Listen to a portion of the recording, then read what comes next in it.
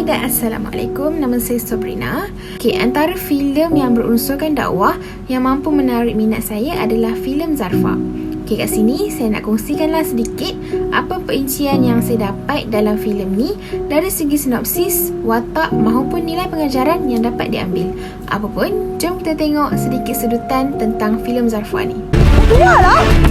Jarta sifatnya keras, suka melawan orang tua. Belum sehari di sini sudah merampok. Saya juga tak mahu jika masa depan anak saya menjadi gelap. Kalau kau menginginkan anak itu menggunakan hijab, menginginkan anak itu untuk mempelajari ilmu-ilmu agama, berikan dia sedikit ruang. Filem Zarfah ni dia mula ditayang pada tahun 2019 dan diarahkan oleh Ruli Wanisa. Penerbit filem ini pula adalah Yudi Pratito dan filem ini merupakan kerjasama antara dua buah negara iaitu Malaysia dan juga Indonesia. Filem ini juga adalah hasil kerjasama Mysterious Production iaitu sebuah produksi di Jakarta, Indonesia dan Magnus Film Sendirian Berhad. Genre bagi filem ini adalah berbentuk drama dan juga kekeluargaan. Watak utama yang ada dalam filem ni terdiri daripada kakak Azraf yang memegang watak sebagai Zarfah, manakala Doni Alamsyah yang memegang watak sebagai Ustaz Furqan dan Betari Ayu yang memegang watak sebagai Aminah dan juga watak lain-lain lagi.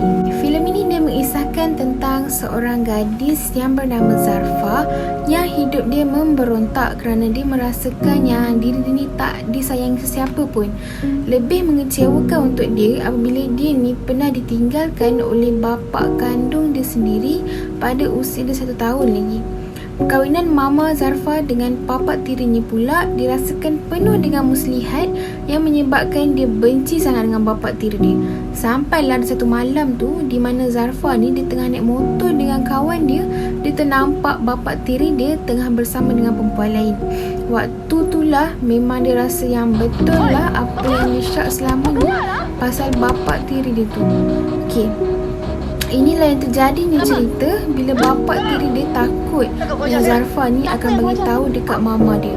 Jadi dia dah pujuk dah mama Zarfah ni siap-siap untuk hantarkan Zarfah ni ke pesantren yang terletak di Jawa Barat, Indonesia. Pesantren tu bagi yang kurang jelas, dia macam sekolah pondok ataupun sekolah agama. Niat papa tiri dia hantar ke situ kononnya untuk ubah perangai Zarfah yang liar tu jadi lebih baik. Tapi sebenarnya cuma nak tutup perbuatan jahat dia. Dan di pesantren itulah Zarfah mula mengenali Ustaz Furqan Ali yang juga murid baru di sini. mengajar Zarfah erti sebenar ajaran agama Islam. Bukan mudah jugalah untuk Zarfah ni dia nak terima hakikat yang mama dia tinggalkan dia dekat pesantren tu. Sampai satu saat dia pernah cuba nak lari, tapi dia terjebak pula dengan orang kampung yang pada waktu tu tengah pukul seorang lelaki ni. Zarfah ni dia tak suka tengok orang lain kena bully macam tu. So dia pun masuk campur sampailah orang kampung ingat yang Zarfah ni sebenarnya rakan Subahat perompak tadi tu. Ustaz Furqan ni yang daripada awal dia mengekori Zarfah ni pun terpaksalah ikut campur dan akhirnya sama-sama lari dan masuk dalam pesantren. Jadi niat awal Zarfah untuk larikan diri tu terbantut bila orang kampung nak cari dia. Jadi dengan duduk dalam pesantren tu je cara untuk dia selamat. Dan kat pesantren tu jugalah Zarfah temukan ayah kandung dia sendiri yang dulu dia sangka dah buang dia, tapi sebenarnya ayah dia tak buang dia pun.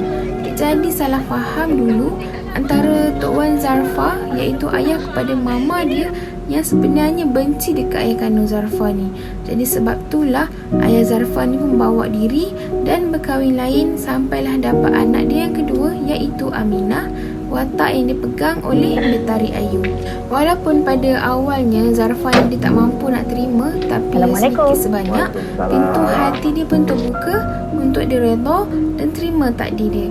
Sampailah dia ambil keputusan untuk ikut mama dia balik ke Malaysia dan dia pun dah berubah untuk jadi yang lebih baik. Contoh pengajaran yang ada dalam filem ni adalah janganlah bersangka buruk dengan Allah Subhanahu Wa Taala, di mana dalam sedutan yang ada dalam filem ni bila Zarfah mempersoalkan kewujudan Allah.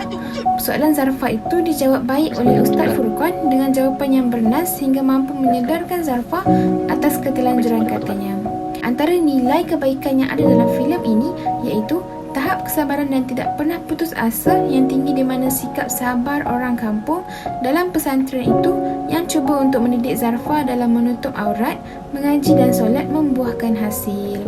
Yang seterusnya, nilai yang kedua pula ialah nilai kasih sayang. Nilai kasih sayang yang antara bapa dan anak perempuan ni jelas terlihat antara Zarfah dan ayahnya Abdi, biarpun jurang perpisahan itu lama.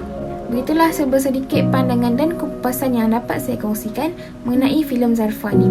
Kalau ada tersalah kata, terlanjur bicara atau apa-apa yang kurang itu datang daripada saya, dan yang baik itu datang daripada Allah. Sekian, terima kasih. Assalamualaikum.